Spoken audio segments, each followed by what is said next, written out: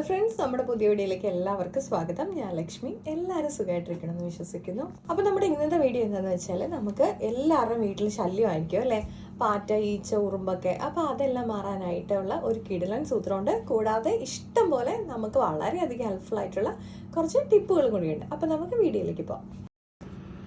ഇനി നമ്മുടെ പച്ചമുളക് സ്റ്റോർ ചെയ്യാനുള്ള ടിപ്പാണ്. നമുക്കിത് ആദ്യമായിട്ട് ഇതൊന്ന് വാഷ് ചെയ്തെടുത്തിട്ട് ഒന്ന് തുടച്ചെടുക്കാം.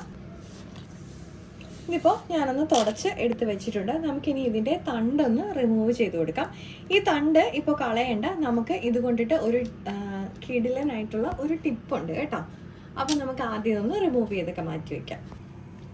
നമുക്ക് ഇതുപോലെയുള്ളൊരു ബോക്സ് എടുത്തിട്ട് അതിലേക്ക് ടിഷ്യൂ പേപ്പറോ അല്ലെങ്കിൽ നമ്മുടെ ന്യൂസ് പേപ്പറിൻ്റെ പീസ് ആയാലും ഇട്ട് കൊടുക്കാം കേട്ടോ. അതിലേക്ക് നമ്മൾ തണ്ടൊക്കെ കളഞ്ഞു വെച്ച നമ്മുടെ പച്ചമുളക് ഇട്ട് കൊടുക്കാം. നമുക്കിത് അടച്ചു വെച്ചിട്ട് സ്റ്റോർ ചെയ്യാം. ഇപ്പോൾ തണ്ട് കളയാതെ വെക്കണം എന്നുണ്ടെങ്കിൽ അങ്ങനെയും വെക്കാം. ഇതിൻ്റെ മുകളിൽ വേണമെന്നുണ്ടെങ്കിൽ ഒരു ടിഷ്യൂ പേപ്പർ ഇട്ട് കൊടുക്കാം. ഞാൻ നോർമലി വെക്കുന്ന സമയത്ത് പച്ചമുളക് വെക്കുമ്പോൾ ഇതിൻ്റെ മുകളിൽ ഒരു ടിഷ്യൂ പേപ്പറോ അല്ലെങ്കിൽ ന്യൂസ് പേപ്പറോ ഞാൻ വെക്കാറില്ല കേട്ടോ. നമ്മുടെ അടുത്ത ടിപ്പ് കറിവേപ്പില എങ്ങനെ സ്റ്റോർ ചെയ്യാമെന്നാണ്.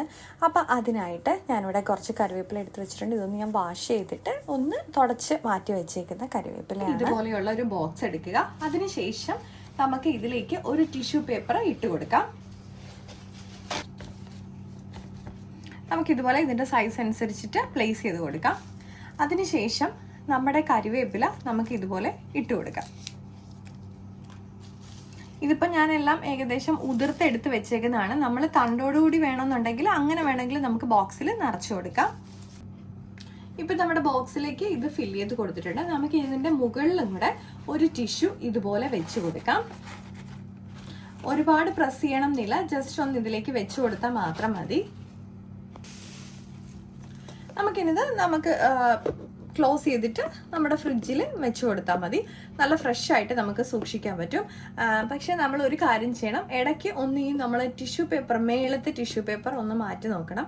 കാരണം അതിൽ ഈർപ്പം ചിലപ്പോൾ പിടിച്ചിട്ടുണ്ടാവും. അപ്പോൾ അത് റിമൂവ് ചെയ്തിട്ട് വേറൊരു ടിഷ്യൂ പേപ്പർ നമ്മൾ ഇട്ട് കൊടുക്കേണ്ടതാണ്. നമ്മുടെ അടുത്ത ടിപ്പ്, നമ്മുടെ ഈ പയർ എങ്ങനെ ഒന്ന് സ്റ്റോർ ചെയ്ത് വെക്കാം എന്നുള്ളതാണ്. അപ്പോൾ അതിനായിട്ട് നമുക്ക് ആദ്യം ഈ പയറൊന്ന് വാഷ് ചെയ്തെടുക്കണം. നമുക്ക് എന്നിട്ട് ഈ രണ്ട് ഭാഗവും ഒന്ന് കട്ട് ചെയ്ത് കൊടുക്കാം. ഇപ്പം നമുക്ക് തോരനോ മെഴുക്കുവരട്ടിയോ ആണെന്നുണ്ടെങ്കിൽ അതനുസരിച്ചിട്ട് നമുക്ക് കട്ട് ചെയ്ത് വെക്കാം കേട്ടോ. ഇതുപോലെ നമുക്കൊന്ന് കട്ട് ചെയ്തെടുക്കാം. എന്നിട്ട് നമുക്ക് ഇതുപോലെ ബോക്സിലേക്ക് ഇട്ട് കൊടുക്കുക. അതിനുശേഷം നമുക്ക് ഇതിൻ്റെ മുകളിലായിട്ട് ഒരു ടിഷ്യൂ ഇതുപോലെ വെച്ച് കൊടുത്താൽ മതി. അപ്പോൾ തോരനാണെന്നുണ്ടെങ്കിലും മെഴുക്കുവരട്ടിക്കാണെങ്കിലും നമുക്ക് ഇതുപോലെ തലേ ദിവസം അരിഞ്ഞ് വെക്കണമെന്നുണ്ടെങ്കിൽ നമുക്ക് ഇതുപോലെ അരിഞ്ഞ് സൂക്ഷിക്കാൻ പറ്റും. അടുത്ത നമ്മുടെ ടിപ്പ് തക്കാളി എങ്ങനെ സ്റ്റോർ ചെയ്യാമെന്നാണ്. അപ്പോൾ അതിനായിട്ട് ഞാനിവിടെ തക്കാളി ഒന്ന് വാഷ് ചെയ്തതിന് ശേഷം നന്നായിട്ടൊന്ന് തുടച്ചെടുത്തിട്ടുണ്ട്. നമുക്കിനി തക്കാളിയുടെ ഈ ഭാഗത്തായിട്ട് ലേശം വെളിച്ചെണ്ണ ഞാൻ ഒഴിച്ചു കൊടുത്തിട്ടുണ്ട്. ഇനി ഇത് നമുക്ക് ഈ തക്കാളിയിലൊന്ന് അപ്ലൈ ചെയ്ത് കൊടുക്കാം.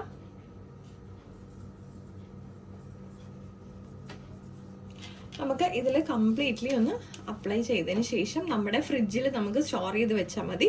തക്കാളി കേടുകൂടാതെ നമുക്ക് മാസങ്ങളോളം സൂക്ഷിക്കാൻ പറ്റും. നമുക്ക് ഇതുപോലെ കിട്ടുന്ന കത്തിരിക്ക അല്ലെങ്കിൽ വഴുതനങ്ങയൊക്കെ എങ്ങനെയാണ് സ്റ്റോർ ചെയ്യുന്നതെന്ന് നോക്കാം. അപ്പോൾ അതിനായിട്ട് നമുക്കിതൊന്ന് വാഷ് ചെയ്തിട്ട് ഒന്ന് തുടച്ചെടുക്കാം. നമുക്ക് വാഷ് ചെയ്തതിന് ശേഷം ഇതുപോലെ ഒരു ടിഷ്യൂ പേപ്പർ വെച്ചിട്ട് ഇതൊന്ന് തുടച്ചെടുക്കാം. നമുക്കിനി ഇതുപോലെ വളരെ നൈസായിട്ടുള്ള ഒരു കവറിൽ ഇട്ട് കൊടുക്കാം.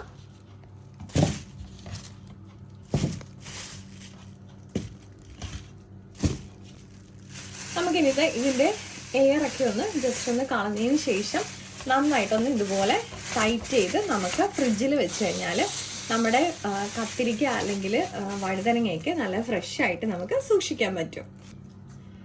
അപ്പോൾ നമ്മുടെ അടുത്ത ടിപ്പ് നമ്മുടെ വെണ്ടയ്ക്ക എങ്ങനെ സ്റ്റോർ ചെയ്യാമെന്നാണ്. അപ്പോൾ അതിനായിട്ട് നമുക്കിത് ആദ്യം ഒന്ന് വാഷ് ചെയ്തിട്ട് ഒന്ന് നന്നായിട്ട് തുടച്ചെടുക്കണം. നമുക്കിനി ഇതിൻ്റെ രണ്ട് ഭാഗവും ഒന്ന് കട്ട് ചെയ്ത് കൊടുക്കാം. ഞാനിപ്പോൾ അത് നല്ല നീറ്റായിട്ട് രണ്ട് സൈഡും കട്ട് ചെയ്തതിന് ശേഷം നമ്മുടെ ബോക്സിലോട്ട് ഒരു ടിഷ്യൂ പേപ്പർ ഇട്ട് കൊടുത്തതിന് ശേഷം അത് ഫില്ല് ചെയ്തിട്ടുണ്ട്. നമുക്ക് ഇതിൻ്റെ മുകളിലും കൂടെ ഒരു ടിഷ്യൂ പേപ്പർ ഇട്ട് കൊടുക്കാം. ഇതുപോലെ വെച്ചിട്ട് നമുക്കിതൊന്ന് അടച്ചിട്ട് സ്റ്റോർ ചെയ്ത് വെക്കാം. നമ്മൾ ഇതുപോലെ കട്ട് ചെയ്തതാണെന്നുണ്ടെങ്കിൽ, കട്ട് ചെയ്യാതെയാണെന്നുണ്ടെങ്കിൽ വേറെ രീതിക്കാണ് വെക്കുന്നത്. ഞാൻ അതും കൂടി കാണിക്കാം. നമ്മളിപ്പോൾ വാഷ് ചെയ്ത് തുടച്ചതിന് ശേഷം കട്ട് ചെയ്യാതെയാണ് വെക്കുന്നതെങ്കിൽ ഇതുപോലെയുള്ള നമ്മുടെ കവറിൽ എയറെല്ലാം കളഞ്ഞിട്ട് നമുക്കൊന്ന് ടൈറ്റ് ചെയ്ത് പാക്ക് ചെയ്ത് വെച്ചാൽ മതി. അപ്പം നല്ല ഫ്രഷ് ആയിട്ട് നമ്മുടെ വെണ്ടയ്ക്ക നമുക്ക് കീപ്പ് ചെയ്യാൻ പറ്റും. നമ്മുടെ അടുത്ത ടിപ്പ് നാരങ്ങ ഇങ്ങനെ സ്റ്റോർ ചെയ്ത് വെക്കാനാണ്. അപ്പോൾ ആദ്യം നമുക്കിതൊന്ന് നന്നായിട്ടൊന്ന് തുടച്ചെടുക്കുക. നമുക്ക് എന്നിട്ട് ഇതുപോലെ ന്യൂസ് പേപ്പർ പീസിലോ അല്ലെങ്കിൽ ടിഷ്യൂ പേപ്പർ വെക്കണമെന്നുണ്ടെങ്കിൽ അങ്ങനെ വേണമെന്നുണ്ടെങ്കിൽ വെക്കാം. നമുക്ക് ഇതുപോലെ ഒന്ന് കവർ ചെയ്തെടുക്കാം. ഇപ്പം ഞാനിതൊരു ബോക്സിലേക്ക് മാറ്റിയിട്ടുണ്ട്. നമുക്ക് എന്നിട്ട് ഈ കണ്ടെയ്നർ ഒന്ന് ക്ലോസ് ചെയ്തിട്ട് ഫ്രിഡ്ജിൽ വെച്ചാൽ മതി കേട്ടോ. ഇങ്ങനെ നമ്മൾ കീപ്പ് ചെയ്യണമെന്നുണ്ടെങ്കിൽ നമുക്ക് നാരങ്ങ മാസങ്ങളോളം ഫ്രഷ് ആയിട്ട് സൂക്ഷിക്കാൻ പറ്റും. ഇനി നമുക്ക് വളരെ യൂസ്ഫുൾ ആയിട്ടുള്ള ടിപ്പാണ്. അപ്പോൾ അതിനായിട്ട് നമ്മൾ മാറ്റി വെച്ച പച്ചമുളകിന്റെ തണ്ട് ഞാൻ എടുത്തു വെച്ചിട്ടുണ്ട്. നമുക്ക് അതിലേക്ക് കുറച്ച് സവാളയുടെ ഇതുപോലെ തൊലി ഇട്ട് കൊടുക്കാം. സവാളയുടെയോ അല്ലെങ്കിൽ ചെറിയുള്ളിയുടെയോ ഏത് വേണമെന്നുണ്ടെങ്കിലും നമുക്ക് ഇട്ട് കൊടുക്കാം കേട്ടോ. ഇനി നമുക്ക് ഇതിലേക്ക് കുറച്ച് ചൂടുവെള്ളം ഒഴിച്ചു കൊടുക്കാം.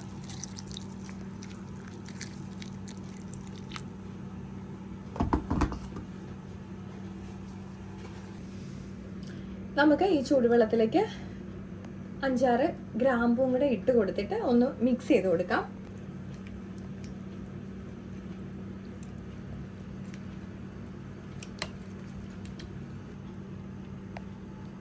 ഇതിപ്പോൾ നമ്മൾ സോക്ക് ചെയ്ത് വെച്ചിട്ട് ഏകദേശം ഒരു 1/2 മണിക്കൂറായിട്ടുണ്ട്.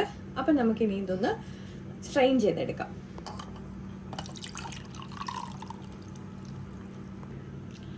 ഇപ്പം ഞാനിത് സ്ട്രെയിൻ ചെയ്ത് എടുത്ത് വെച്ചിട്ടുണ്ട്. നമുക്കിതൊരു സ്പ്രേയറിലേക്ക് മാറ്റിയിട്ട് നമുക്ക് സ്പ്രേ ചെയ്ത് കൊടുക്കാം.